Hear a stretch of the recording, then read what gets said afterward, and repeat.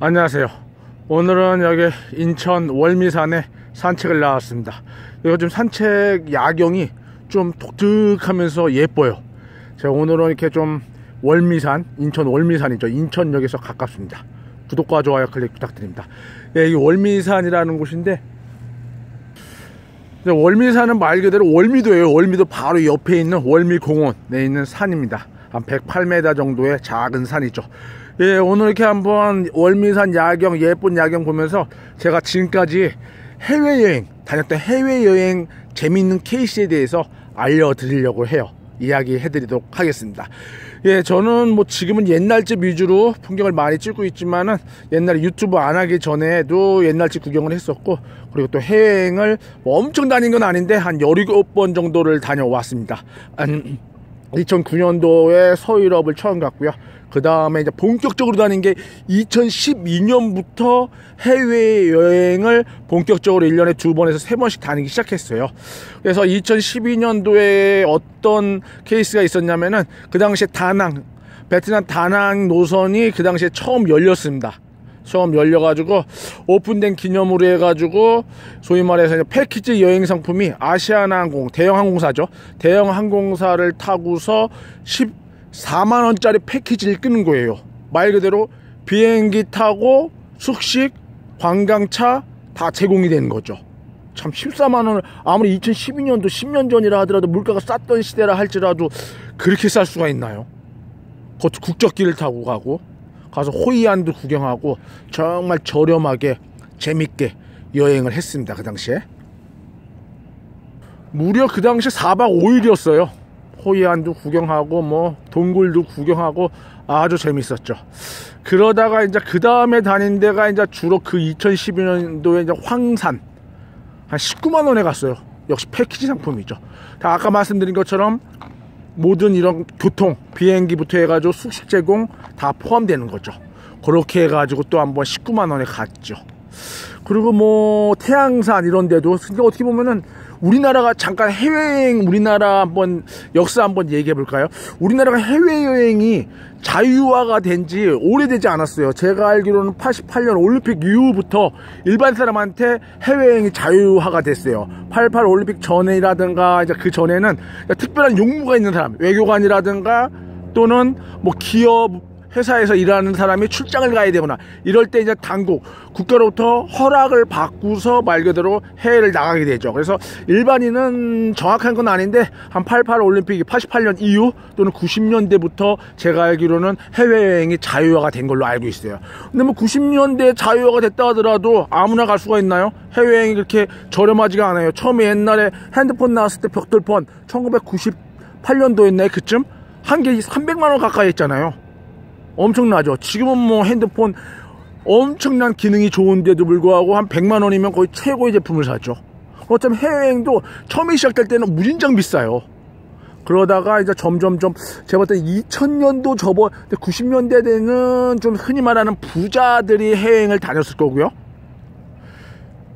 1990년대에는 부자들이 해외여행을 다녔을 거고요. 한 일반 사람들이 해외여행을 본격적으로 많이 다닌 거는 제가 알기로는 2000년부터 해외여행이 아주 흔히 하는 말로 돈이 있든 없든 상관없이 그냥 막 가는 시대가 된 겁니다.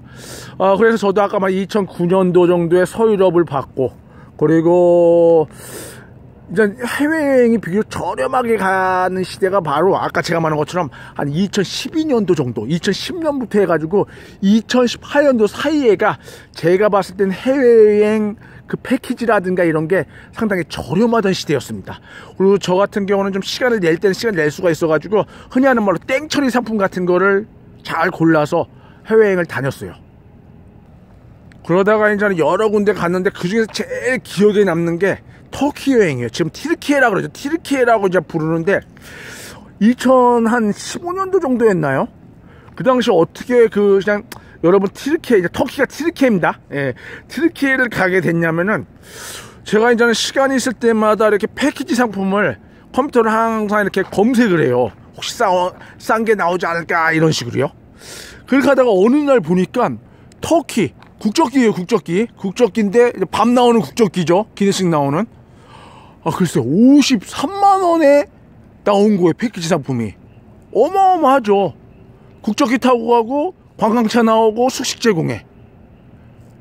그래가지고 그걸 딱 보자마자 엄마하고 제 동생한테 집에 바로 가가지고 짐 싸라 그랬어요. 짐 싸 해가지고 진짜 한 3일 후인가 5일 5일 후 정도에 터키 튀르키예로 출발을 했습니다. 1인당 53만원. 말도 안 되는 가격이죠. 근데 제가 이렇게 들은 바에 의하면은 이 여행사는 한번 이렇게 기획을 하면은 그걸 취소할 수가 없대요. 이 말 그대로 이제 고객하고 계약이 된 상황이기 때문에 취소하게 되면은 아무래도 여러 가지 불편함이 생기죠.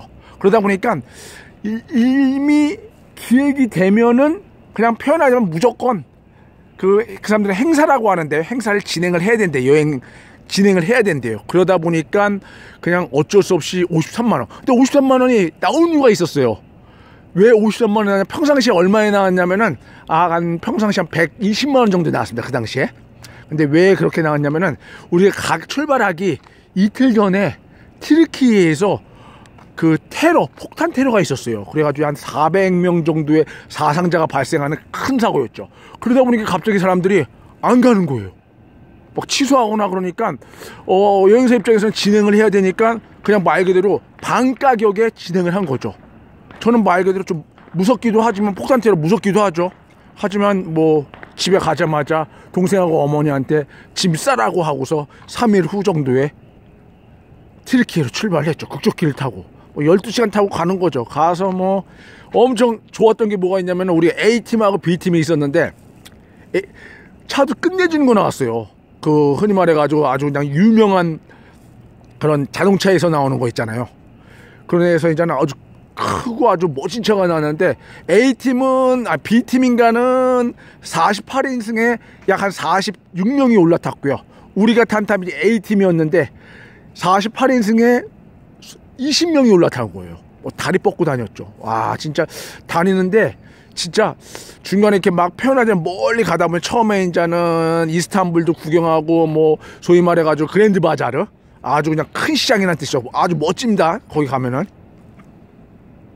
여러분 그랜드 바자르 얘기했죠. 여기 방금 보셨겠지만 잠깐만 설명해 드릴게요. 야경이 예뻐요. 인천이 보면은 생각보다 야경을 잘 하더라고요. 보면은 지금 요게 비밀이 여기에 있어요. 여기 이 빛 보이죠? 여기서 빛을 저 나무에다 쏘니까 지금 여러분들이 봤던 그런 황홀한 풍경들이 나타나는 거예요. 예, 다시 한번 여행 얘기 계속 해보겠습니다. 그렇게 해가지고 우리는 이제 그랜드 바자르도 구경하고 이스탄불에 가가지고 케밥도 먹고 그리고 차 타고 진짜 멀리 가는데 관광차 타고 가는데 진짜 이 편도 그러니까 왕복 2차선이에요. 도로에 차가 한 대도 없어요. 우리 차만 달리고 있는 거예요. 관광차만. 진짜 표현하자면 텔레비에서 그런 거 있잖아요. 무슨 방군 진짜 무슨 자동 소총 갖고 이 찝차 같은 게 타고 와가지고 우리 차 세워가지고 올라오면은 우린 그냥 도로에서 하이웨이 제킹 즉 납치가 되는 거예요. 납치.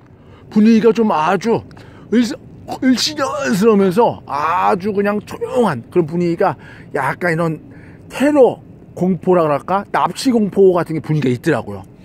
아무 일 없이 그래도 잘 이동을 해가지고 가서 트로이 목마도 구경하고 아까 말씀 53만 원인데도 불구하고 우리는 한 약 5번 정도의 맛있는 뷔페를 먹었고요.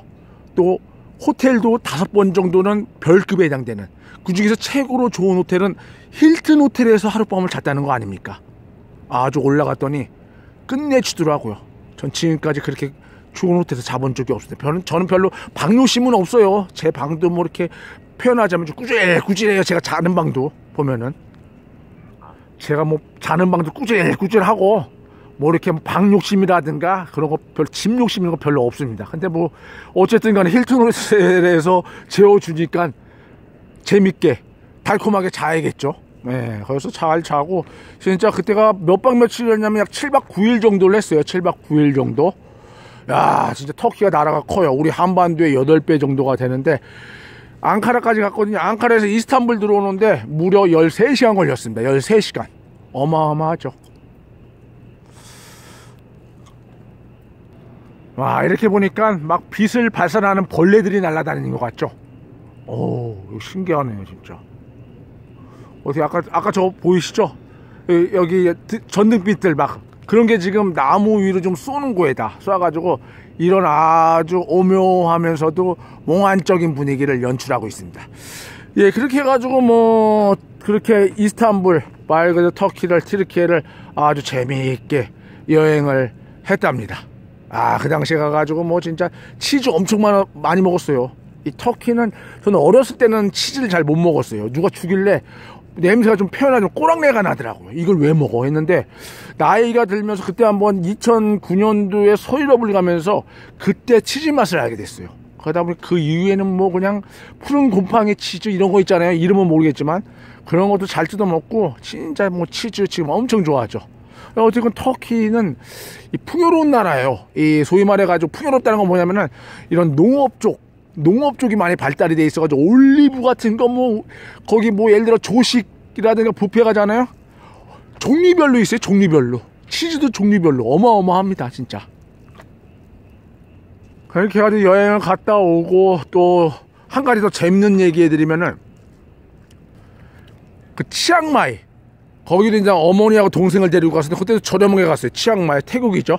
전 방콕 파타야는 갔었으니까 이제 치앙마이를 어머니하고 동생을 데리고 갔는데 거기도 저렴하게 갔어요. 그 당시 치앙마이가 평상시에 방콕 파타야가 비싸게 나와요. 방콕 파타야 저 그때 2010년도인가요? 그때 갔을 때 한 39만 원 냈나요? 근데 치앙마이는 1인당 59만 원인가 냈는데 백색 사원이 유명하죠. 그래서 거기에서 좀 약간 좀 황당했던 건 뭐냐면은 제가 옛날에 그 방콕 파타야 가서 코끼리 트레킹을 했었거든요. 코끼리 타고서 이렇게 평지를 걷는 거죠. 저는 비행기 타는 거 되게 좋아하거든요. 조그만 2인승 비행기 타는 것도 생각보다 고소공포증이 거의 없어요. 근데 약간 희한한 거는 동물 고소공포증이 있어요. 말이 어렵네. 좀 동물은 좀 비행기보다 훨씬 낮은데도 불구하고 그런 건 좀 약간 무섭더라고요. 그래서 어쨌든 간에 코끼리를 탔는데 방콕 파타야에서 흔들리는 게 무섭더라고요. 그래가지고 그 이후에 이제 그 치앙마이 갔을 때 또 역시나 트레킹 코스가 있었어요. 그것도 무료로 돼 있는 거라기 때문에 무료거든요. 무료니까 타야죠 코끼리. 그래가지고 어머니하고 동생은 둘이 타라고 하고 저 혼자 탔는데 근데 처음에는 안 타려고 그랬어요. 제가 왜 안 타려고 그랬냐면은 방콕 파타야에서 코끼리 타면 되게 많이 흔들리거든요. 평지인데도 불구하고 그렇게 흔들리는데 이 치앙마이는요 약간 코스가 일반 코스하고 달라요. 말 그대로 이런 강 같은 얕은 강을 코끼리 타고 지나간 다음에 그 다음에 언덕으로 올라가요. 그래가지고 제가 속으로 이거 평지에서 탔을 때 그때 무서웠는데 이렇게 많이 언덕으로 올라가면 되게 무서울 거다 해가지고 가족한테도 타지 말라고 말하려고 이렇게 탈까 말까 이런 식으로 막 고민하는데 그 이제 소위 말해 코끼리 승강장이 있어요. 코끼리가 높잖아요. 아시아 코끼리가 아무래도 아프리카 코끼리보다는 작지만 어쨌든 높아요. 그래서 승강장에 2층 정도 높이에서 이제 코끼리 올라타야 되는데 탈까 말까 하는데 타고 오는 사람들 보니까 표정이 다 좋아요. 외국 사람 막 그 서양 사람이라든가 막 백인 어르신이라 그럴까? 보면은 백발인데 타고 오면 보통 우리가 이 놀이터 가면은 아주 무서운 거 타고 나면은 얼굴이 내릴 때 창백해지거든요. 근데 이게 코끼리 타신 분들이 다 표정이 다 좋아요. 이게 무섭지 않나? 했는데 소위 말해가지고 무섭지 않을까 했어요. 그래서 무섭지 않나 해가지고 다 괜찮아 보이는데 해가지고 탔어요. 타고서 이제 내려가는데 생각보다 이렇게 언덕 밑으로 내려가는데 막말로 이제 왜 이제는 이 동물이 무섭냐면은 혼자 넘어지면은 한 다리 한 대 부러지면은 되는데 한 2층 높이가 되죠. 코끼리에서 만약에 거기서 뛰어내리거나 만약에 떨어지면은. 근데 제일 문제는 동물을 올라타다가 저는 떨어졌는데 저 위로 동물이 덮치면 끝나는 거예요. 그때는 다리 하나로는 안 끝나죠. 명이 끊어지는 거죠. 뭐 표현하자면. 그래서 저는 좀 동물을 좀 무서워합니다. 동물이 올라타는 거를. 심지어는 조랑말 올라타는 것도 무서워해요. 비행기는 무진장 잘 타거든요. 2인승 비행기도 잘 타고. 그런데 어쨌든 간에 그래가지고 올라탔는데 처음에는 괜찮더라고요. 진짜 괜찮은가 보다 했는데 그 다음에 이제 언덕으로 올라가는데 뒤로 쭉 쏠립니다. 근데 자전거 많이, 전 옛날에 한 MTB 자전거를 한 3년 정도 타봐가지고 자전거 원리를 잘 알거든요.